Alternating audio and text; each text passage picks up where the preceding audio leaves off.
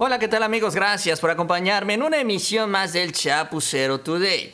La oposición sigue berreando, siguen llorando por la aprobación de estas leyes en la Cámara de Senadores y Claudio X González envía sus cartas fuertes entre comillas, a defender los intereses de la oposición, pero sobre todo tratar de convencer a los mexicanos de que esto que hizo Morena en la Cámara de Senadores es ilegal. Ya, por ejemplo, aparece Pedro Ferriz de Con, este personaje que ya no sabe ni cómo escribir bien en Twitter y aparece con una serie de mensajes. También aparece Margarita Zavala para defender el INAI y empieza a hablar de otra institución que no tiene nada que ver con el INAI. Empieza a cantinflear. El presidente López Obrador hoy responde, reacciona también a estos cuestionamientos, al igual que el propio secretario de Gobernación, que explica la validez de este proceso legislativo. De esto vamos a platicar el día de hoy, las reacciones que siguen por esta estrategia legislativa. Esta estrategia legislativa en donde se impuso la mayoría de los votos, porque así funciona en esto de la democracia, nuestro poder legislativo. Si les gusta el video, les invito a que se suscriban al canal y también les agradezco mucho ese like. Y bueno, vamos a iniciar. Vamos a arrancar con algunos de los reclamos que se dieron por parte y se siguen dando por parte de la oposición. Marco Cortés. Los regímenes autoritarios reforman leyes al gusto del dictador, incluso pasando por encima de la Constitución, como sucede en este gobierno. López Obrador quiere un México sin transparencia, sin división de poderes, ni rendición de cuentas. Y saca esta imagen. López Obrador exhibió su poder para anular la división de poderes. Senadores lacayos, descarados que solo saben cumplir sus órdenes. La verdad es que están tan perdidos que no entienden que los mexicanos votamos por un proyecto de la 4T en donde el presidente y el poder legislativo vayan en la misma sintonía. O sea, nosotros estamos felices de que lo que se propone desde el Ejecutivo se apoye por el Legislativo. Yo no sé por qué ellos creen que la mayoría de los mexicanos ven esto mal. Claro, ellos apelan a un sector, pero es el sector minoritario. Ahora, Claudio X González, a raíz de los recientes sucesos que confirman la deriva autoritaria y ilegal de Morena y en defensa del Estado constitucional de Derecho de la República y la Patria, toca pasar por una etapa de activismo social a una etapa de resistencia civil.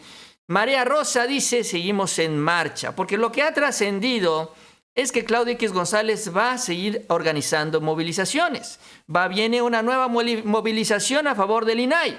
Ya lo del INE ya se quemó. Ya se gastó, sobre todo porque Guadalupe Tadei demostró que las cosas van a mejorar en el INE y no van a empeorar como ellos estaban presumiendo. Pero así comentarios por aquí, comentarios por allá. El berreo, el berrinche, el reclamo, la frustración de ser la minoría y de no poder poner condiciones.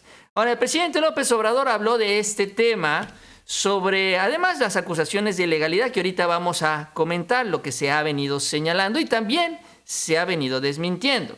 Y esto fue lo que señaló el presidente sobre estas leyes que fueron avaladas en el Senado. Lo que esgrimen los del bloque conservador, porque pues este proceso es también ya boletín del bloque conservador, pero ya se suponía, o sea, también para informarle a la gente, porque dicen, es que en una hora aprobaron 10 leyes, o 20 o 30, no sé cuántas. Bueno, primero, ¿qué hacían los del bloque conservador antes? Eso se olvida, ¿no? Sí, y con la policía. Con la policía en sedes alternas, ¿sí? En la madrugada. ¿Saben quiénes hacían esas leyes? Los abogados de las empresas extranjeras. ¿Por qué hacen lo mismo entonces? No hicieron lo mismo. No somos iguales. Eso es lo que quisiera el proceso. ¿Qué es lo que sucedió en este caso?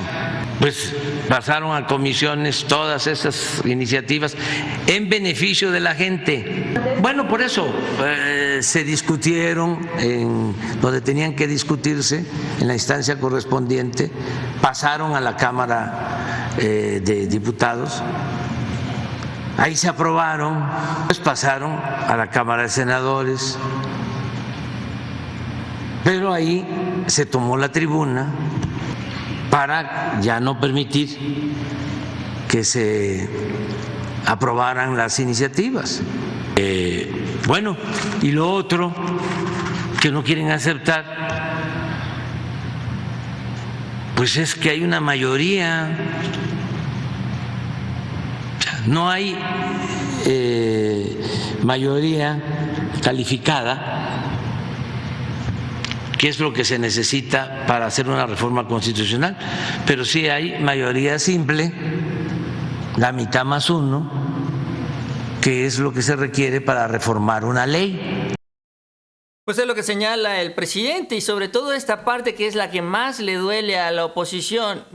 No tienen mayoría, o sea, entiéndanlo, aunque ellos hubieran estado ahí presentes en la sesión, la votación no hubiera sido distinta. Todas estas leyes se hubieran avalado. Y si no las quieren avalar ahorita, porque diga la Corte es que está mal hecho, entonces se van a avalar después, pero se van a avalar, porque los votos ahí están. Ahora, vamos con este asunto legal, que es lo que vienen manejando también ya en varias publicaciones, en redes y en medios tradicionales. Bueno, señalan que no había quórum, que no había la cantidad de senadores suficientes para poder avalar estas leyes y de esta manera también validar la sesión que se dio en la vieja sede del Senado.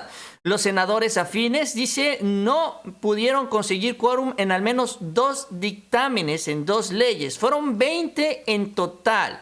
Sin embargo, lo que se dio en 2 en lo particular, pues de manera extraña, dicen que en 2 no se alcanzó en quórum y en todas las demás sí. Dicen que, por ejemplo, en la discusión de financiera rural, el dictamen 16 de la noche, Verónica Camino dijo que se registraron 57 votos a favor, 5 abstenciones y 4 en contra, que eran 66 asistencias. Sin embargo, la versión estenográfica señala que fueron 58 votos a favor, 3 en contra, 3 abstenciones para que fueran 64. Por lo que dicen, no se alcanzó el quórum de 65, que es el mínimo que tiene que sesionar. Dicen, ahí hay esta irregularidad. También en el otro, sobre el CONACYT, dicen, Farhat leyó 58 votos a favor, 2 en contra y 6 abstenciones para un total de 66, cuando en realidad dicen fueron 46 votos a favor, 7 abstenciones y 11 en contra para un total de 64. Y como no había nadie del área de servicios parlamentarios que llevara la cuenta, bueno, dicen, pues la secretaria solito hizo toda la chamba y por eso ella manipuló el acta de la sesión. Eso es ahora lo que empiezan a decir. Empiezan a manejar esta idea de que en las otras 18 leyes sí había 65 senadores, pero en esas 2 en particular no. Imagínense nada más este escenario ridículo en donde consigues el quórum y luego dicen que a la mera hora no se consigue en 2 leyes en lo particular. A esto se suma Pedro Ferriz de Con, dice, y agarra la foto de Alejandro Armenta, el presidente de la mesa directiva. Este señor es responsable de haber organizado sesión del Senado en sede alterna, sin las mínimas previsiones legales, ni el menor escrúpulo republicano. Un verdadero asalto. El país ha sido tomado por una tribu, dice Alejandro Armenta. Apunten su nombre, señala Pedro Ferriz de Con. En el berrinche, repito, la frustración de no poder detener la mayoría que le entregamos los ciudadanos a los legisladores de la Cuarta Transformación. Y la respuesta no viene incluso de la 4T, viene de una de las reporteras en los medios que trabaja ahí en el tema legislativo, que señala también un dato bastante contundente y dice lo siguiente. Es Leti Robles de la Rosa que dice: he leído en redes y en algunos medios que la sesión nocturna del Senado no tenía quórum para sesionar y por tanto no fue legal. No es así. La sesión se abrió y se declaró un quórum de 65 senadores.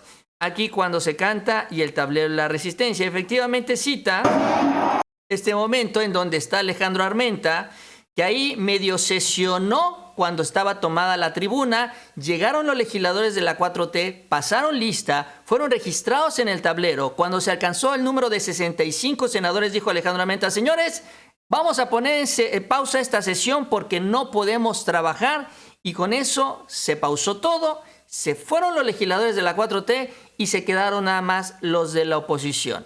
Eso fue lo que sucedió. Así se puso en pausa una sesión que había conseguido el quórum de 65 legisladores, con lo cual la sesión fue legal, a pesar de que en Reforma y otros políticos empiecen a decir lo contrario. Sin embargo, y a pesar de ello, los panistas anunciaron que van a ir a la Suprema Corte y van a ir de manera individual. Lo que se ha adelantado es que en lugar de que vaya el bloque Va por México Todos Juntos, organizados por Claudio X González, asesorados por José Ramón Cosío, que ya se expresó sobre la ilegalidad de esta sesión, cada uno de ellos va a presentar una controversia en lo individual. ¿Por qué? Porque les encanta esta idea de decir, es que es una ola de controversias. Miren todo lo que está provocando Morena y todos los procesos legales en contra, como si esto realmente fuera útil. Sin embargo, nuevamente lo van a hacer. Así como lo hicieron con el Plan B, que cada uno presentó su propia controversia, van a hacer ahora exactamente esto. Y los primeros van a ser los del PAN. Esto es lo que señaló Julen. El capítulo más negro y vergonzoso en la historia del Senado ocurrió el día de ayer. Fueron aprobadas decenas de medidas que dejan en el desamparo a millones de mexicanas y mexicanos. Concluye así una semana que alerta: la democracia y la libertad están en riesgo, en un riesgo inminente e inmortal. El más claro simbolismo de que Morena está ya de espaldas a la sociedad se dio ayer. Imposibilitados de sesionar en el salón, en su sede aquí en el Senado, en la representación de las entidades federativas, sin pudor terminaron aprobando lo que les fue ordenado. Sin cambiar una coma, en un salón cualquiera, simplemente fueron allá y antes, en el acto más vergonzoso y servil de la historia democrática de este país, acudieron a Palacio Nacional a recibir instrucción. Morena realizó una serie de reformas al vapor, sin revisión, sin análisis, sin opinión de expertos o de afectados, sin parlamento abierto, por supuesto. De origen, la mayoría de las reformas aprobadas están afectadas de ilegalidad, pues la Cámara de Origen las avaló violando el procedimiento legislativo. Mientras tanto, el INAI seguirá sin sesionar hasta septiembre, acumulando 500 solicitudes por semana. Esta historia no ha terminado. Nos veremos en la Corte. Ahí vamos, la oposición, a dar la batalla y recompondremos todo esto. Bueno, pues eso es lo que dice Julen Rementería, esa es la estrategia legal. Ahora van a buscar que el quórum pues no sea válido. También lo que se ha acusado es este asunto de las dispensas de trámite, aunque ya apareció el secretario de Gobernación, ya explicó, ya dijo que hay jurisprudencia, que hay criterios de la Corte que establecen que cuando un legislador presenta la iniciativa se puede dispensar el trámite. Y cuando es el Poder Ejecutivo, tiene que ir a las comisiones, como finalmente sucedió con algunas de estas leyes que fueron aprobadas, como es la ley del CONACYT. Esta se discutió en comisiones y posteriormente se avaló en el Pleno. Fue una estrategia legislativa muy bien pensada, muy bien armada, y si bien se tuvo que ajustar por esta toma de la tribuna, finalmente también todos estos pasos fueron plenamente analizados. O sea, no se dio paso sin guarache.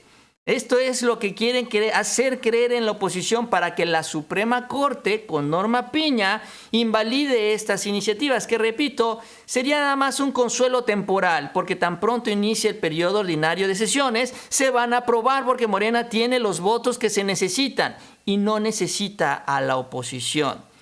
Entonces, ahí están con esto, ¿no? Esto es lo que ellos están impulsando a través de sus medios, de sus redes sociales, la estrategia legal, y también a través de una serie de declaraciones ridículas. Por ejemplo, quien apareció a defender al INAI fue Margarita Zavala, pero miren la manera en la que defiende el Instituto de Acceso a la Información, que bueno, se supone que ahí está para que los mexicanos, bueno, pues podamos pedir información y nos las puedan dar las diferentes autoridades de gobierno. Bueno, Margarita Zavala se confundió y creyó que estábamos hablando también de cuestiones ambientales.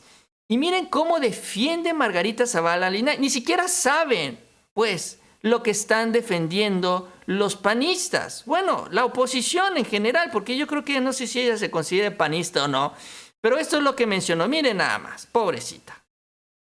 A ver, déjame nada más de todo el territorio. Estamos con Margarita Zavala platicando por qué es importante el INAI para las juventudes. ¿Qué opinas? Lo primero porque es un instrumento que consiguió la propia ciudadanía para conocer la verdad. Por ejemplo, uno puede saber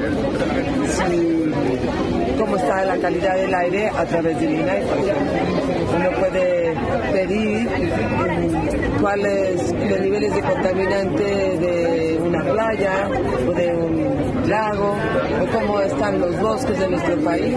Entonces no es solo un derecho a la información, sino el ejercicio de un derecho a conservar el medio ambiente sano, que sea sostenible. Entonces el INAI justamente lo que te ayuda es a conocer todos esos datos de los derechos humanos para ver cómo vamos en México. No es contra el gobierno, es a favor de los ciudadanos. Pero aquí si uno piensa igualito y entonces te mandan a que decirles que los estás atacando, no es cierto. Pedir la verdad, pedir la información de una autoridad que nosotros pagamos, no es más que pedir que se cumpla la ley. Pues así Margarita Zavala completamente extraviada, confundiendo al INAI como organizaciones como Greenpeace y otras organizaciones ecologistas que se dedican a este asunto del medio ambiente, cuando realmente el INAI atiende, pues sí, a algunos temas ambientales, dependiendo de la petición que haga el ciudadano, pero pues en general es para la revisión de las cuentas, de los contratos, del ejercicio del presupuesto público, de las dependencias del gobierno, de todos los niveles, federal, estatal, municipales, organismos autónomos, aunque luego no les guste, y no es precisamente para conocer cuestiones ambientales. Para eso hay otras dependencias a las que se le puede pedir esta información y generalmente no la esconden porque no estamos hablando del dinero. Pero bueno, así de perdidos están en la oposición. Esto lo dijo estando afuera del Senado de la República porque llegaron los diputados a apoyar a los senadores en esta toma de protesta, en esta toma de tribuna, para ser precisos. Y así es como finalmente defienden ellos su causa. En fin, aquí lo importante, sin embargo, es que todo esto, como lo venimos mencionando, va a llegar a la Suprema Corte, va a llegar al escritorio de Norma Piña y ahí nuevamente se pondrá a prueba la calidad moral de los ministros. Otra vez más, Norma Piña y su mafia en la Corte, que van a tener que valorar esta parte, insisto, porque ellos pueden detener la aprobación de estas leyes ahorita, pero después, cuando arranque el periodo ordinario de sesiones, esto se va a consumar. O sea, es cuestión de tiempo. Simple y sencillamente no hay manera de detener la ola de la cuarta transformación. Y al presidente, el presidente también se los mencionó el día de hoy. Bien amigos, pues yo con esto termino. Les agradezco que me hayan acompañado en esta emisión. Si les gustó el video, les invito a que se suscriban al canal. También les agradezco mucho ese like y les invito a que sigan pendientes de los próximos videos. Y nos vemos a la próxima con mucha más información.